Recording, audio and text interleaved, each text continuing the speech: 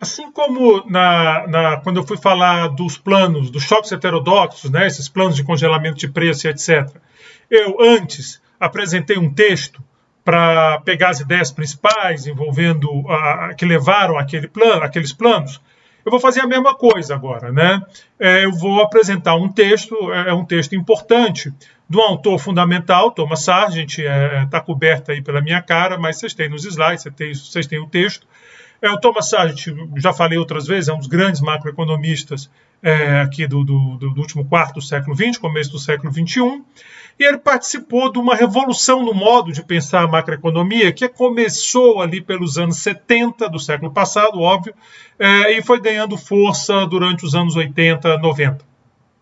Essa nova maneira de olhar a macroeconomia focava muito na racionalidade dos agentes, talvez mais do que na racionalidade, no fato de que os agentes, as pessoas, as empresas, elas reagem à decisão de política econômica. Então você muda o seu comportamento a depender do que acontece com a política econômica. Se ela vai para um lado, você se comporta de um jeito. Se ela vai para o outro, você se comporta de outra forma. E isso afeta, então, as decisões. Por exemplo, se nós pensarmos nos planos anteriores, talvez quem elaborou os planos tenha minimizado essa reação das pessoas e achar, não, a gente vai chegar lá, congela tudo, faz um ajuste de salário para cá, faz um reajuste dos contratos para cá, e as coisas vão continuar como era antes, só que sem esse reajuste de preço. Não é bem assim. Uma vez que você tem uma política como essa, as pessoas reagem. Por exemplo, as empresas passam a produzir menos se for necessário, as pessoas mudam seus padrões de compra, e isso faz com que fez com que os planos lá dessem errado. Então, claro, o plano é de 80, essa coisa começa nos anos 70 a ganhar força, com Sargent, com Lucas, Prescott, Kidler e tantos outros. Mas esse texto é um texto que eu gosto muito, primeiro pelo autor, obviamente, o Thomas Sargent, depois porque ele resume um pouco as ideias. Esse tipo de macroeconomia que surge com esses autores, ela é muito formal. Geralmente os artigos exigem, tem muita elaboração matemática, são modelos de programação em dimensão infinita, porque programa no tempo e tal, otimização. E esse texto não, esse é um texto bem descritivo, onde ele tenta, ele apresenta esses conceitos centrais desse pensamento novo na macroeconomia, né? Que, óbvio, agora já foi sujeito a críticas e o tempo não para, que nós estamos falando de uma coisa que aconteceu nos anos 70, nos anos 80 esse texto foi escrito, e óbvio que depois fizeram contrapontos, e é assim que qualquer ciência evolui, né? Vem, volta, o debate continua. Mas essa literatura foi um rompimento de paradigma, e mesmo a literatura crítica aproveita muita coisa do que eles fizeram. Então, mas ele traz esses conceitos num exercício bem interessante. Naquela época dos anos 80, os Estados Unidos estavam experimentando um processo de inflação alta. Nada parecido com o que aconteceu aqui na América Latina e no Brasil, mas uma inflação alta para os padrões deles, né? Nós até falamos sobre isso na unidade anterior, que aí veio o presidente do Banco Central de lá, o Paul Volcker, jogou a taxa de juros lá para cima para controlar a inflação. Mas esse debate de inflação acontece nos anos 70 e entra, então, aí no começo dos anos 80. Esse texto é de 82, então, comecinho dos anos 80. E o Sargent vai pegar experiências extremas que aconteceram na Europa Oriental, na Europa Central, Oriental ali, pelo meião, né? Entre as guerras, para dali tentar tirar lições a respeito da inflação, do fenômeno inflacionário. Então, me parece um texto muito legal, uma leitura interessante. E é por isso que eu trago aqui para o curso, para conversar com vocês sobre esse texto e me aproveitar desse texto para trazer conceitos importantes aqui para a questão da inflação, conceitos esses que ajudam a entender o plano real, o que aconteceu lá no plano real. Então vamos lá, a gente começa dizendo, desde meados da década de 60, muitas economias ocidentais experimentaram taxas de inflação persistentes e crescentes. Alguns economistas e políticos proeminentes se convenceram de que essa inflação tem uma dinâmica teimosa e autossustentável. Lembram lá da inércia, daquela discussão toda? Por aí. E que simplesmente não é suscetível de cura por medidas convencionais de contenção monetária e fiscal. Ou em termos do consequente desemprego generalizado e sustentado. O custo de erradicar a inflação por meio de medidas monetárias e fiscais seria proibitivamente alto. Essa é uma discussão que aparece hoje. Essa discussão está começando no Brasil. É muito provável que quando a gente esteja terminando esse curso, ou espero, quer dizer, é provável, eu torço para que não aconteça, mas há uma chance, essa discussão esteja forte no Brasil, que é você dizer o seguinte: olha, mas se você faz contenção fiscal, né, quando a gente fala de combater a inflação com política monetária e fiscal, está dizendo, grosso modo, fazer política de contenção fiscal e monetária. Contenção fiscal significa cortar gastos. Cortar gasto. Monetária. Bom, se você pegar um livro de macro, isso costuma ser apresentado como reduzir moeda, diminuir a moeda em circulação. Mas o Banco Central do Brasil, assim como praticamente todos do mundo, ele não trabalha diretamente com a moeda. Ele trabalha indiretamente com títulos. Então, o que ele ajusta é a taxa de juros. A variável de política do Banco Central brasileiro é a taxa de juros. Por isso que você não vê Copom decide que o estoque... Não, Copom decide a meta para a Selic, que é a taxa de juros de referência, para um determinado período. Então, significa aumentar juros. Ora, e as pessoas vão dizer, mas não dá para fazer isso no meio não dá para fazer isso porque o custo disso de desemprego pode ser muito cruel num momento, e ainda mais num momento de crise como nós estamos vivendo. Então, o desemprego está alto, né? Então, é um debate que estava acontecendo lá, que já aconteceu muito aqui no Brasil e que, inclusive, pode acontecer nos Estados Unidos, onde a inflação também está começando a ficar alta, tanto lá quanto cá. Há uma esperança, uma expectativa de que o processo seja transitório, mas ninguém garante, pode ser que tenhamos esses problemas. Bom, frequentemente afirma-se que existe uma taxa de inflação subjacente que responde lentamente, se é que responde às medidas monetárias e fiscais restritivas. Então, a ideia é que essa abordagem tradicional, que lá o Basta chama de FMI, né, que associa aos estrangeiros, ela seria muito custosa, teria um impacto muito limitado e lento, se é que teria.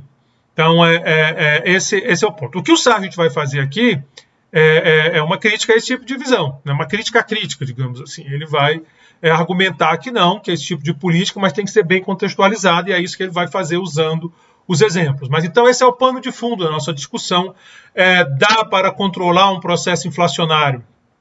Não estou falando de uma hiperinflação, ele vai falar lá na frente, mas aqui ele está fazendo referência a essa experiência de vários países, inclusive dos Estados Unidos, naquela época. Ele fala final dos anos 60, meados dos anos 60, o pico foi nos anos 70 e se expande até os anos 80.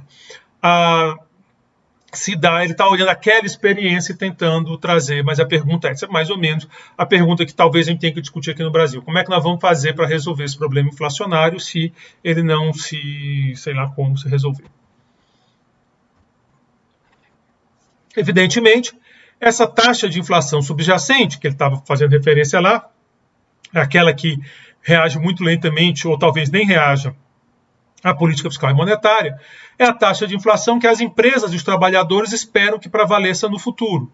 Há inércia nesse processo porque empresas e os trabalhadores, supostamente, formam suas expectativas extrapolando para o futuro as taxas de inflação passadas. Então, a fonte da inércia que ele está falando é a seguinte: as empresas elas vão ajustar seus preços, os trabalhadores vão pedir reajuste de salário, e para isso eles têm que projetar uma inflação.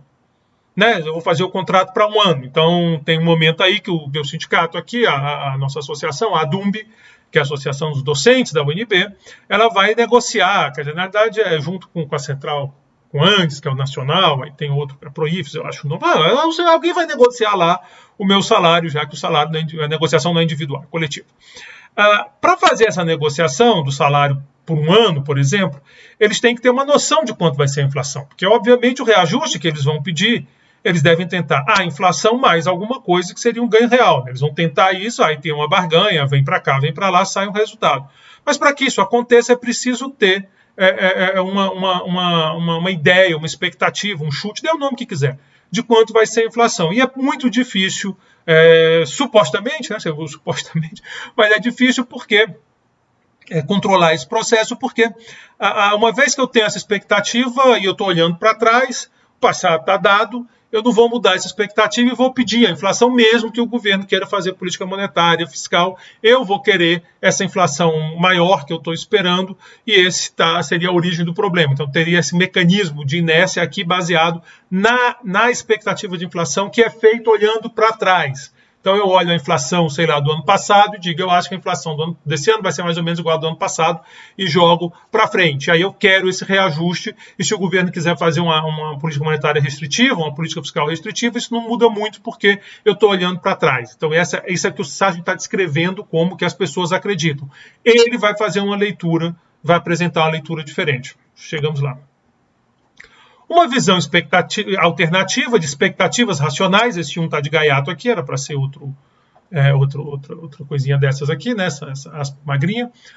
Uma visão alternativa de expectativas racionais é o foco desse grupo que eu já falei várias vezes, nega que haja uma inércia inerente ao atual processo de inflação. Então não haveria esse fenômeno. Essa visão sustenta que empresas de trabalhadores esperam altas taxas de inflação no futuro e que fazem barganhas inflacionárias à luz dessa expectativa. Então, até aí, é isso mesmo. Você tem uma expectativa e você vai fazer negociação em cima, usando essa expectativa. No entanto, sustenta-se que as pessoas esperam altas taxas de inflação no futuro, precisamente porque as políticas monetária e fiscal atuais e futuras do governo justificam essas expectativas. E aqui mudou tudo. Aqui é uma mudança significativa em termos de paradigma anterior de macroeconomia. Na visão anterior, que o Sargent descreve, a expectativa é alta porque é assim que foi o passado. E você projeta o passado para frente. Então você é que nem a música, você vê o futuro repetir o passado, então você quer repor aquela inflação. Mas o que o Sargent está dizendo é que não é bem assim. Que a razão das pessoas esperarem uma inflação alta não é porque no passado estava alta, e sim porque ela está vendo que a política do governo leva a isso. É por isso a ideia de expectativas racionais. Nós estamos dando uma racionalidade muito forte às pessoas, nós estamos vendo que as pessoas compreendem a política econômica e entendem que essa política econômica vai gerar um processo inflacionário. Então você vê no jornal, por exemplo, hipoteticamente, que o governo está aumentando gastos e reduzindo juros. Então, a partir daí, você espera um aumento da inflação e aí você vai pedir esse reajuste mais alto. É claro que esse grau, ninguém realmente acredita que as pessoas façam isso, que todo mundo lê a parte de economia para fazer projeção. Existem mecanismos. Às vezes você tem um cara que você confia, que falou, o teu sindicato, às vezes tem um profissional que está fazendo essa avaliação, a empresa tem. Então, não vamos nos apegar tanto a esse mecanismo, né, que realmente pede muita racionalidade, daí o nome expectativas racionais, mas a ideia de que, de alguma maneira, essa compreensão passa pela sociedade. Né? Então, você tem lá, hoje em dia, com blog, internet, é fácil, você segue lá o cara que você acha fera e você olha o Twitter dele, aí você vê, o cara aqui está dizendo que esse tipo de política vai levar à inflação. Aí o seu amigo, que não está nem aí, que não segue nenhum, pergunta para você, e rapaz, o que você acha? Você que acompanha? Eu digo, não, olha, eu acho que tem inflação. Então, mais ou menos, funciona também se for por aí. O importante é que a expectativa que as pessoas têm a respeito do que vai acontecer com a inflação não é escravo do passado. As pessoas não olham para trás, elas olham para frente. Elas estão olhando para frente e dizendo que a inflação vai ser alta porque o governo está se comportando dessa maneira. Né? Nos modelos, você vai fazer um modelo matemático, você mete uma racionalidade bem forte mesmo, não dá para fazer menos radical, mas é o que você faz. Mas você não é tão essencial isso como parece, desde que tenha essa mecânica, né, do cara olha e projeta, mesmo que com erro, ele erra. Volto a dizer, alguns modelos não, porque é para simplificar, mas ele pode errar se ele não tiver informação completa, então é uma coisa restrita a informação que ele tem, tudo isso dá para fazer. O importante aqui para a gente é esse olhar para frente, essa ideia de que se você muda a política econômica e as pessoas percebem essa mudança, elas talvez não esperem mais a inflação alta, porque elas vão entender que a nova política não gera inflação alta. Essa é a teoria. Além disso, a taxa atual de inflação e as expectativas sobre a taxa futura de inflação respondem lentamente a ações isoladas de política monetária e fiscal restritiva, que são vistas como desvios temporários do que é percebido como uma política governamental de longo prazo, envolvendo altas taxas de déficit governamentais e expansão monetária do futuro. Então, ele está reconhecendo realmente, se você faz uma medida isolada ou medidas pontuais, então, você tem um governo, o governo tem você está vendo que esse governo está indo numa trajetória de aumentar o déficit. Aí o governo diz, não, eu vou fazer um ajuste. Isso não funciona muito, as pessoas não vão cair nessa. Mesmo que o governo faça um corte aqui, outro ali, as pessoas não vão perceber uma mudança no regime, apenas uma medida para... Não tem ministro da Fazenda, agora Economia, que não diga que vai fazer um ajuste. Pega lá, do Manteiga, que tem fama de ter aumentado o gasto, com justiça, aumentou mesmo. Mas ele vivia falando, não, eu vou fazer um ajuste, o ajuste fiscal é só procurar no jornal, bota lá, Guido Manteiga, corte, ajuste, vocês vão ver. Mas era coisa muito pontual. Então você tem o regime, propriamente dito, se bem que com o Guido Manteiga a justiça seja feita, ele ainda conseguiu fazer trabalho melhor do que a gente que veio depois, no sentido de controlar o gasto, se bem que também numa circunstância mais favorável, mas ele ajudou a criar uma circunstância bem desfavorável, mas para o controle fiscal. Mas o ponto é esse, não é só a medida isolada, tem que ter a percepção de mudança de regime. Assim, a inflação parece ter apenas um ímpeto próprio. Na verdade, é a política governamental de longo prazo, de persistentemente incorrer em grandes déficits e criar dinheiro a outras taxas, que confere impulso à inflação. Então, não é um impulso próprio, como a ideia de inércia sugere, mas é a política econômica que está criando essa persistência. Se você mudar a política, em tese mudaria, mas não pode ser uma coisa, tem que mudar a política, não é só para inglês ver, como a gente costuma dizer. Bom, uma implicação dessa visão, a visão que ele acabou de descrever, olhando para frente, olhando para as políticas, e de que a expectativa de inflação é determinada pela política econômica e não pela inflação passada, é que a inflação pode ser interrompida muito mais rapidamente do que os defensores da visão da inércia sugerem, e que as estimativas dele sobre a duração e os custos de conter a inflação, em termos de produção perdida, os valores que ele dá 200 bilhões de PIB para 1 ponto percentual na taxa de inflação, estão erradas. Isso não quer dizer que seria fácil erradicar a inflação. Pelo contrário, exigiria muito mais do que algumas ações fiscais e monetárias restritivas temporárias. Isso exigiria uma mudança no regime de política econômica. Deve haver uma mudança abrupta na política ou estratégia governamental de estabelecer déficits agora e no futuro, e a mudança tem que ser suficientemente arrumada de forma que seja crível. Então tem que ter uma mudança. As pessoas têm que sentir o tranco, que teve a mudança, e a mudança tem que ser crível. Esse é um ponto importante. Por que, por exemplo, você pega o Brasil, agora recente, experiência recente, talvez você já fosse até alunos da UNB. Em 2015, o governo da então presidente Dilma entendeu que tinha que haver o ajuste fiscal. E ela chamou um economista com fama de cortador de gastos, Joaquim Levy, para ser ministro, com a missão de fazer um baita ajuste fiscal no país. O ministro Levy anunciou, nós vamos discutir isso mais na frente, mas só para contextualizar, que ia gerar um superávit tal, já no primeiro ano, mais ou menos como o Paulo Guedes fez, e não conseguiu. Também o Paulo Guedes não conseguiu. E a inflação começou a subir. Ela passou de 10% naquele ano de 2015. Em 2016 a inflação vinha alta também. Aí tem a mudança de governo. Né? Tem o impeachment, mudança de governo. O ministro Meirelles chega com uma proposta diferente. O ministro Meirelles, junto com o presidente do Banco Central, William, ele não fala que vai fazer um ajuste, um monte de corte para gerar superávit. Ele faz uma proposta de 20 anos. Então, houve a mudança abrupta na estratégia governamental. Mas era crível? Provavelmente não. O Brasil tem fama de ser um país com muita dificuldade de controlar gasto, mas muita dificuldade mesmo. Você pode ver que nós tivemos agora a Dilma, que é do PT, tentou, o Meirelles, junto com o Temer, o Temer do PMDB, ali do Meião, tentou, e o Bolsonaro, junto com o Paulo Guedes, de direita, tentaram. Nenhum conseguiu fazer um corte significativo nos gastos. Então é muito difícil. Então você olha e diz, mas eu não vou acreditar nisso. O Brasil... Então o que o Meirelles faz? Coloca na Constituição essa mudança de regime, a ideia de que tudo bem, nós não vamos cortar o gasto, mas nós não vamos aumentar, pelo menos em termos reais. Em termos reais, ele vai ficar parado no tempo. Eu não vou cortar, como era a promessa do governo Dilma, né, com o Levy, de cortar o gasto, e o Nelson Barbosa, quando assume, também fala em cortar gasto. Meirelles diz, eu sei que eu não consigo cortar gasto, mas eu vou fazer um congelamento de gastos, essa é a essência do teto. E a ideia era que fosse crível, por isso virou uma emenda constitucional, de tal maneira que se algum governo quiser fugir do teto, o atual governo parece que tem tentado, precisa que o Congresso aprove, o que tem acontecido.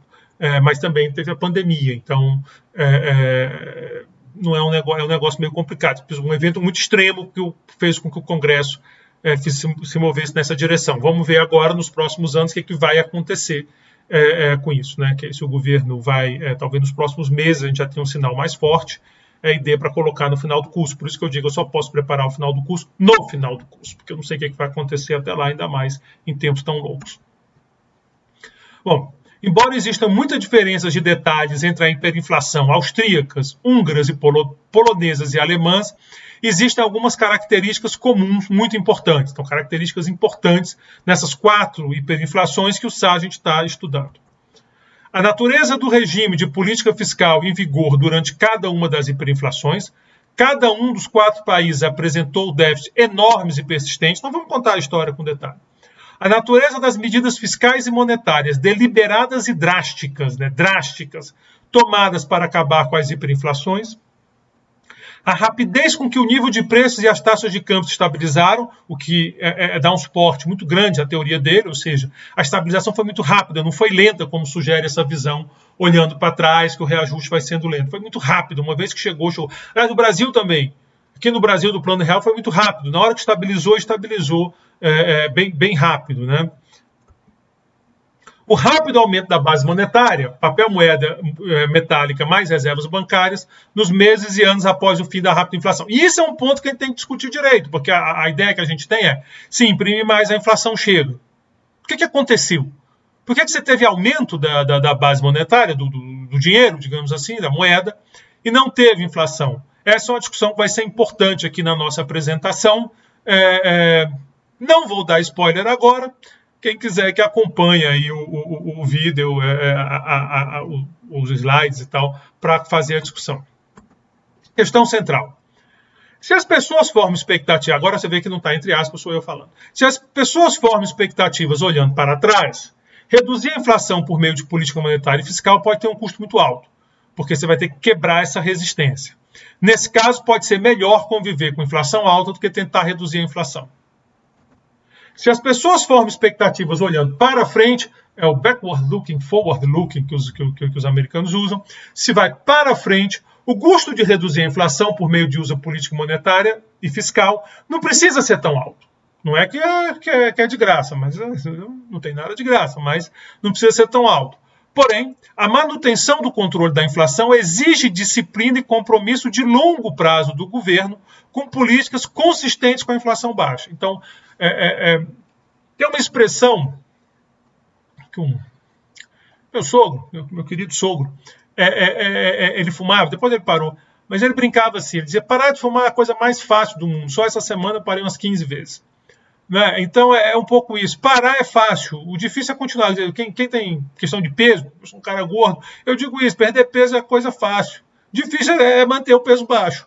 Por quê? Porque aí exige a mudança de regime. Né? No caso de quem tem peso é exatamente isso, mudança de regime. Você tem que mudar o seu regime de exercício e alimentação consistente. Então você perde o peso e ele volta. Não adianta só dizer, eu cortei a terceira cerveja, eu só tomo 2 cervejas agora, mas continua com os doces, com as gorduras e tal. Então você muda, você faz essa mudança ou volta. É um pouco essa ideia que o Sargent está colocando. A mudança, para funcionar, tem que ser uma mudança de regime de fato, em que a política monetária e a política fiscal passe a ser consistente com a inflação baixa. Então esse é o ponto central. Pausa, vamos fazer uma pausa aqui no artigo, deixa o artigo guardado. Vamos falar um conceito chamado curva de Phillips, que está por trás dessa discussão inteira. Então, é importante trazer esse conceito. É um conceito de macroeconomia, que fala da relação entre inflação e desemprego, de por que então seria tão problemático diminuir a inflação em termos de desemprego. Bom, em um artigo clássico, o economista William Phillips estimou a relação entre variação do salário nominal e desemprego no Reino Unido entre 1861 e 1957. O resultado do artigo foi publicado em 1958, foi que existe uma relação inversa entre aumento dos salários nominais e taxa de desemprego. Presta atenção, ele fez isso em 57, 58. Era difícil a Bessa conseguir dados, fazer regressão. Não é hoje que a gente faz regressão, aperta o botão. A regressão está aqui e todo mundo faz isso. Provavelmente o computador que vocês estão me assistindo tem capacidade de fazer isso, fazer uma regressão. Seu celular tem essa capacidade em questão de segundos. Naquela época era mais difícil, então chamou bem a atenção o estudo dele. E o que ele mostra? Ele mostra que existe uma relação inversa entre aumento do salário nominal e taxa de desemprego. Esse negócio até intuitivo, o salário nominal está aumentando. É porque quando a gente pensa em teoria, a gente pensa no salário real, mas ele está olhando para o nominal e dizendo que a relação existe. A justificativa de Phillips foi que em período de expansão a demanda por trabalho aumenta e eleva os salários nominais, e que o contrário acontece em período de recessão. E aqui é importante, eu estou falando nominal, não real. Né? Quem estudou economia, quem vem da economia, sabe que a gente olha muito a economia em termos reais, não nominais. Mas aqui a coisa é nominal, por isso é curioso. Então, o que se esperaria era que o nível de preço se ajustasse de tal maneira que o salário real não fosse tão alterado e as coisas funcionassem, o aumento do salário nominal seria compensado pelo nível de preço. Mas, pelo menos por algum tempo, e isso é uma discussão que envolve a curva de Phillips, não é isso que acontece. Bom, com o passar do tempo, a relação da curva de Phillips passou a ser vista como inflação, não apenas inflação de salário e desemprego. Então, você passou a ser vista como essa relação inversa entre a inflação, o trabalho originário, inflação de salário, mas aí passou a trabalhar com a inflação como um todo e desemprego. Bom, essa é a curva de Phillips para o Reino Unido entre 1861 e 1913. Esses são os dados para aquele período. Vocês veem que ela é claramente negativa. É claramente negativa, né? Uma relação negativa no sentido de que quanto é tudo em log, a gente conversou sobre isso lá na primeira unidade, quanto desemprego alto significa, aqui é salário nominal, é o próprio trabalho de Phillips, né? Você consegue os dados que ele usou. O salário nominal, você vê que a relação é negativa, é esse basicamente o exercício do Phillips. Aqui é a curva de Phillips usando o nível de preços, e também você está vendo a relação negativa. Então, quanto maior o desemprego, menor a variação do nível de preço, que é o que a gente chama de inflação. Vale o contrário, quando o desemprego está muito baixo, a inflação está muito alta. Então, haveria uma relação inversa entre inflação e desemprego. Então, é por isso que fala, se você baixa a inflação, acaba maltratando o desemprego. Bom, vamos continuar nossa pausa para a curva de Phillips. Bom, claro que gerou muita discussão. E versões novas, algumas pessoas diziam que esse efeito era só de curto prazo, que ele existe, mas não dá para levar muito longe, porque ele só funciona no curto prazo. Eventualmente os preços se ajustam, o salário real volta para onde estava e o efeito passa. Há quem dizia que o efeito nem no curto prazo, que ele é uma correlação sem relação de causalidade aí dentro, ou seja, uma curiosidade estatística. Vocês veem na internet, tem esses negócios de correlação, tem uma que o pessoal sempre cita, que é número de afogamentos e filmes, eu acho que do Nicolas Cage, quando tem muito filme, não tem nada a ver uma coisa com a outra, mas está lá. Então, tem esse tipo de argumentação, ou seja, tem muita discussão em torno da curva de Phillips e do que realmente ali se tem uma ferramenta de política, no sentido que existe uma troca que a política pública possa fazer, ou se essa troca se sustenta no tempo, ou se tem versões que dizem que o que acontece não é isso, é que você não é que a inflação sobe, é que ela entra numa trajetória de crescimento. Você tem várias versões, a discussão continua e entra firme e forte no século XXI. Se eu botar em termos matemáticos, eu posso pensar o seguinte, π é a inflação, tá, gente? A economia, π é a inflação, U é desemprego. Então, estou dizendo o seguinte, a inflação do período é igual à inflação esperada nesse período, né? Isso é uma versão mais moderna da curva de Phillips, né? Não tinha esse aqui na original, também não tinha esse UN, era só o π e o U, menos beta, U menos o N. Esse UN seria o que se chama de taxa natural de desemprego, depois tem outros nomes para ele, tem a taxa Nairu, que é a que não acelera a inflação, mas é uma ideia de taxa de desemprego que não depende da política econômica. Sempre haverá de ter alguma taxa de desemprego, as pessoas se mudam, as pessoas querem mudar a vida, o cara brigou com o chefe, sei lá, porque cada um torce pelo time, um perdeu, o outro brigou. Então tem uma taxa de desemprego aí que não estaria associado ou então são questões estruturais da economia, excesso de complexidade na legislação trabalhista, ou custo muito alto para demissão ou admissão. Então esses fatores que não estão tão diretamente àquela política fiscal monetária de curto prazo, mas que afetam o emprego. Então, a inflação depende, então, da inflação esperada, dessa diferença, sendo que quanto maior U é o desemprego mesmo, né? Quanto maior U em relação a essa taxa, menor a inflação. Quanto maior o menor a inflação, né, desemprego alto, inflação baixa, mais um choque. Choques que acontecem na economia o tempo todo e aparecem e vão embora e tal. A gente sabe isso, a gente acabou de viver um choque gigante na economia que foi a pandemia. E aí vem a pergunta, como que eu encontro a expectativa de inflação? Da onde vem isso, pelo amor de Deus? Como é que se fala expectativa? É a discussão que o Sargent estava falando, a expectativa olhando para trás ou olhando para frente, né? Como que se faz para achar essa expectativa? Mas é difícil mesmo, é difícil explicar o que a gente está mensurando de comportamento. Imagina uma expectativa, né? Como é que as pessoas... Por que alguém acha que uma coisa vai acontecer, né? Por que tem essa coisa? E aí, mas essa é a pergunta central aqui dessa discussão, dado esse comportamento da curva de Phillips. Uma maneira é olhar para trás. Você pode fazer uma memória longa, uma média de T-1, T-2, T-3, ou se uma coisinha simples aqui, só para apresentar o argumento que eu estou fazendo, quer dizer que a inflação esperada para esse ano é a inflação do ano passado. Você só atualiza, mas você pode fazer muito mais bacana e tal. Se isso é verdade, aqui onde tem EPT, eu vou botar PT-1. Então, aqui onde tem esse cara aqui, a inflação que eu estou esperando, eu boto a inflação do período passado. E aí eu tenho uma relação interessante. Porque o que está associado ao desemprego, passo para cá, é a variação da inflação. É a variação da inflação. Então, se você quiser um desemprego muito baixo, um U muito baixo, isso aqui abaixo de UN, isso aqui vai ficar negativo, isso aqui vai ficar negativo, menos aqui na frente, a inflação está subindo. Está subindo. Se você quiser se você botar uma inflação, se você aceitar um desemprego mais alto, a inflação está caindo. Sobe e cai. Se for exatamente o T igual a um N, a inflação fica quieta, respondendo só a choques, por isso que chamam também de Nairu, que do inglês vem de Non-Accelerating Inflation Rate of Unemployment. É a taxa de inflação que não acelera, taxa de desemprego que não acelera a inflação. Então, é um nome que dão também, mas você tem essas várias leituras, mas o importante aqui é que manter o desemprego baixo, não via pressão, via política, né, digamos assim, não por reformas estruturais ou coisa do tipo, manter o desemprego baixo, ele não pede inflação mais alta, ele pede inflação crescendo, que é muito mais cruel o negócio, não é que ela vai ficar, eu vou sair de 4 e vou para 6, não, é que eu vou sair de 4 numa trajetória que vai crescendo, Deus sabe até onde. A outra visão, que é mais parecida com as expectativas racionais, é que a inflação do período é igual à inflação anterior, e aqui a gente está supondo informação perfeita, um monte de coisa que não é bem assim que acontece, mas que também dá para adaptar, mas um choque de média zero. Então, o que chama de ruído branco, né? Um ruído branco, você não sabe muito bem, pode ser positivo ou negativo, porque tem umas margenzinhas de erro acontecendo.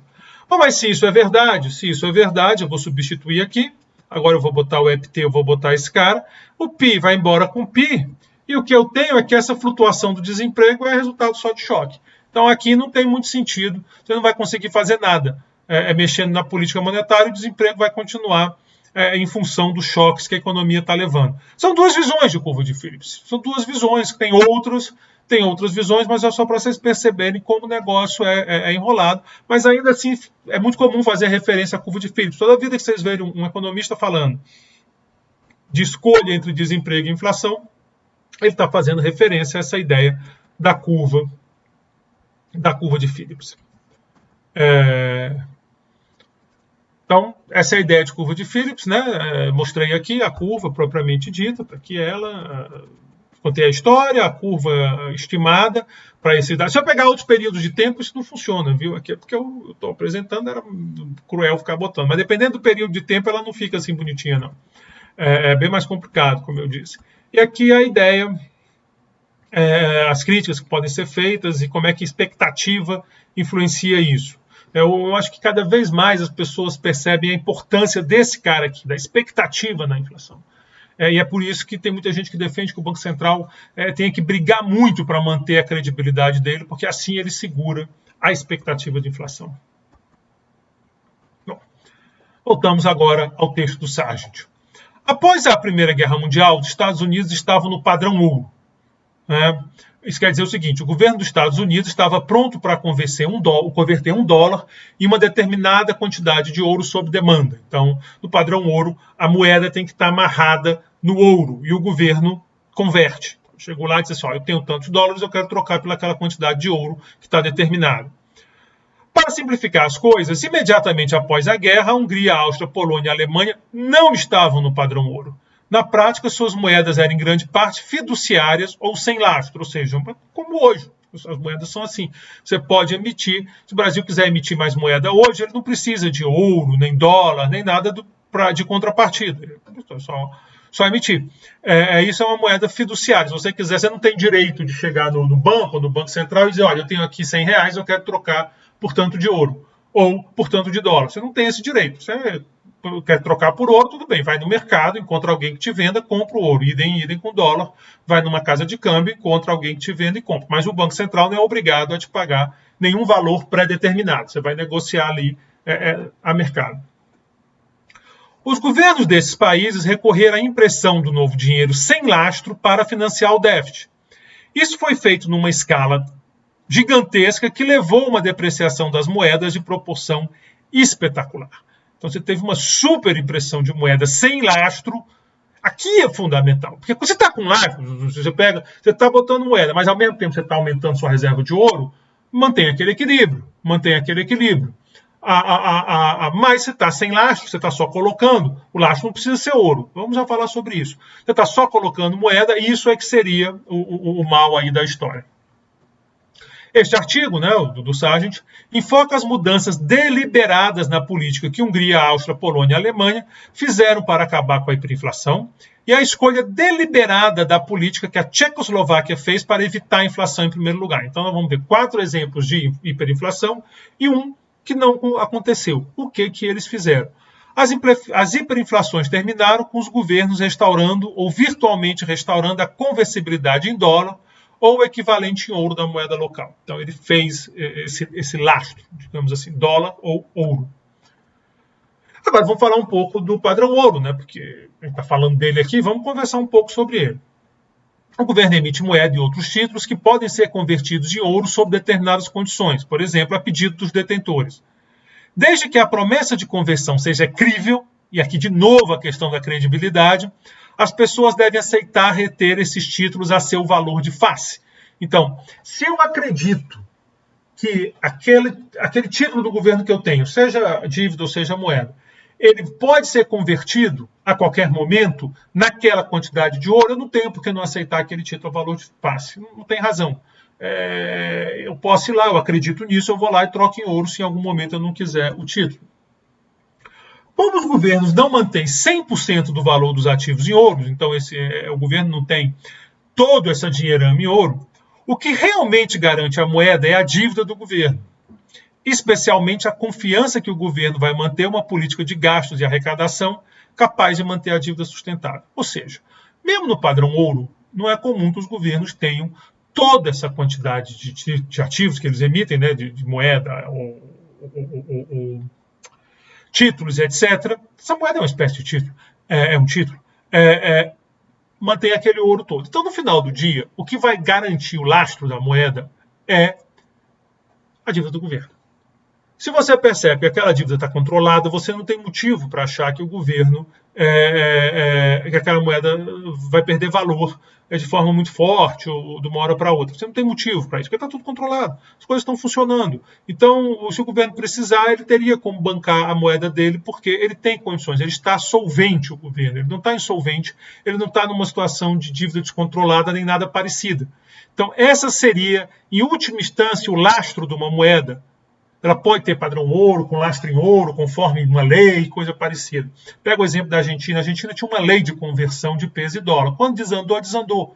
Aquela lei não funcionou. Veio com o ralito, fecharam os bancos, disseram que você não pode ir no banco pegar seus dólares, e a coisa não funcionou. Então, ainda que tenha uma lei, essa lei, a quem garante mesmo que essa lei vai ser cumprida, as pessoas vão confiar, é a política fiscal, em particular a dívida, se ela está descontrolada ou se ela está sob controle. E isso é fundamental para a gente entender o argumento. Entender isso é fundamental para entender o argumento do Sargent. Por isso, tanta preocupação com o lado fiscal. Por isso que você vê algumas vezes os economistas dizendo, olha, se o governo aumentar muito o gasto, isso vai virar inflação ou, alternativamente, juros altos. Mas isso acontece sempre? Não. Porque tem muita coisa em jogo, tem muita coisa acontecendo. Então é difícil medir e depende de uma variável que, cá entre nós, é desgraçada, que é a credibilidade. Você tem certas situações, por exemplo, ano passado o governo brasileiro teve um déficit brutal, um déficit histórico. Mas, vê que a inflação está subindo a beça agora, vou dizer que ia subir. Mas talvez tivesse ter subido mais, mas havia uma percepção de que aquilo ali era uma vez só. Teve a pandemia, o governo teve que se mexer. Se com o passar do tempo as pessoas percebam que não, e que o governo não tem como financiar esse aumento de gasto, por exemplo, arrecadando mais imposto, se ele não tem como isso, é inevitável que venha a pressão inflacionária e o Banco Central vai ter que se posicionar. Pode chegar um caso extremo, foi o que eu chamei da teoria fiscal lá no começo dessa unidade, que o Banco Central perde completamente o controle. Porque ali as pessoas já disseram, esse governo quebrou. Quebrou, sempre entre aspas, né? Porque quebrou nesse sentido, essa moeda já era. Mas essa relação é importante da dívida pública como o lastro, em última instância, né? A política fiscal representada aí pela dívida pública, os déficits, que o déficit alimenta a dívida. É o lastro da moeda. Em 1920, Keynes, né, as pessoas sempre veem Keynes como gastador, o cara mas não. Em 1920, Keynes já alertava que não é o tamanho das reservas de ouro que garante a capacidade do governo manter a convertibilidade. O que determina essa capacidade é a política fiscal. Então, Keynes já tinha essa visão lá atrás. O que de fato importa não é sequer o déficit atual. O que realmente importa é o valor presente dos déficits esperados para os próximos anos. Muitas vezes as pessoas dizem isso, mas está tendo déficit, a inflação. Porque o que importa é esse valor futuro, é o que as pessoas estão olhando para frente, a valer essas ideias, né? Então, se está numa trajetória sustentável, o déficit desse ano, no big deal, não é um grande problema. Por quê? Porque a trajetória está. Agora, se começa a perder essa crença, aí o problema vai ficando sério. É como se o governo fosse uma firma, onde a receita futura da firma é a arrecadação de tributos. Quer dizer, você tem uma firma que tem prejuízo, tem firmas aí famosas, agora, o Uber só dava prejuízo, por exemplo. Mas as pessoas tinham uma perspectiva de receitas futuras que justificam aquela firma. Funciona parecido no caso aqui dessa ideia de dívida do governo. O governo ele pode estar tendo resultado ruim por um tempo, mas desde que há uma perspectiva de que em algum momento isso vai reverter, a coisa se equilibra. Se perder isso, aí a coisa desanda. Se há uma percepção que o valor da dívida pública é maior que o valor presente dos superávites futuros, ou seja, aquele dinheiro, aquele superávit que o governo vai juntar não vai ser capaz de bater a dívida pública, aparece a desconfiança que o governo vai recorrer à emissão monetária para cobrir a diferença. Um calote puro e simples, mas normalmente é a emissão monetária. Nesse sentido, o padrão ouro disciplina o governo por, em tese, não permitir emissões não lastreadas. Né? A gente já viu que no extremo mas o padrão ouro deixa mais difícil, porque tem aquela relação. Vamos falar então do regime de política econômica, que é outro ponto central, né? Quer dizer, então a gente vai entender um pouco a lógica de que é preciso. A questão não é pontual, se esse ano aconteceu isso ou aquilo, mas quando as pessoas olham a política, o que elas estão enxergando? Se elas estão enxergando uma coisa que se sustenta ou que não se sustenta no tempo. Vamos falar um pouco mais sobre a questão do regime de política econômica. Trabalhos recentes em dinâmica macroeconômica, que o Sargent está sendo modesto, porque boa parte desses trabalhos são dele, ou do Lucas, ou desse pessoal. Tem um artigo do Lucas que é assim, a macroeconômica, Solved Problem. Eu lembro que ele estava aqui no Brasil, acho que foi em 94 ou 95, ele apresentou, acho que foi em 95, ele apresentou, 94 ou 95, ele apresentou esse trabalho no encontro de economia aqui do Brasil, ele foi convidado e tal. E no final alguém brincou que o Lucas era muito modesto, que não tinha que ser a solved problem, sim I solved the problem, né? Ele resolveu.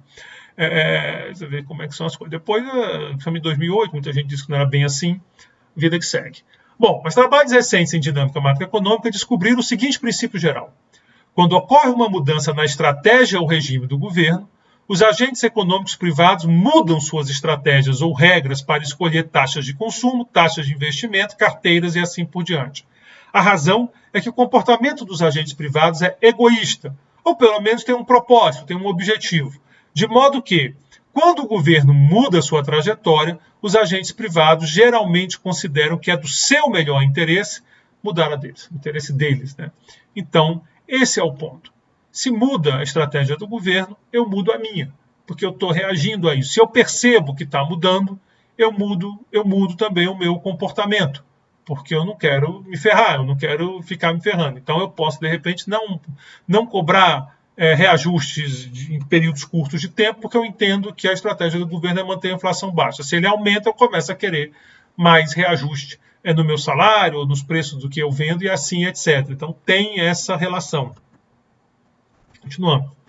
Por esta razão, as previsões feitas sobre a suposição de que tais relações permanecerão constantes durante as mudanças de regime não são confiáveis. A estimativa de uma redução de 1% na inflação custaria 220 bilhões, que da época, né, anualmente é um exemplo de uma previsão errada. Quando ocorre uma mudança importante no regime, a macroeconomia dinâmica prevê que todo o padrão de correlação entre as variáveis mudará de maneira quantitativamente importante. Esses dois pontos aí é um probleminha de type. Bom, então nós vimos essa base. Eu vou parar esse vídeo aqui, porque eu estou com 45 minutos de vídeo para ele não ficar muito grande. No próximo vídeo eu começo já com as histórias, né, com os casos de hiperinflação e as lições que podem ser tiradas deles. A gente já tem o pano de fundo, expectativa olhando para frente, e o que importa mesmo é o regime de política econômica, especialmente em relação à dívida pública, se ela se sustenta ou não. Paro aqui, obrigado pela atenção, até o próximo vídeo.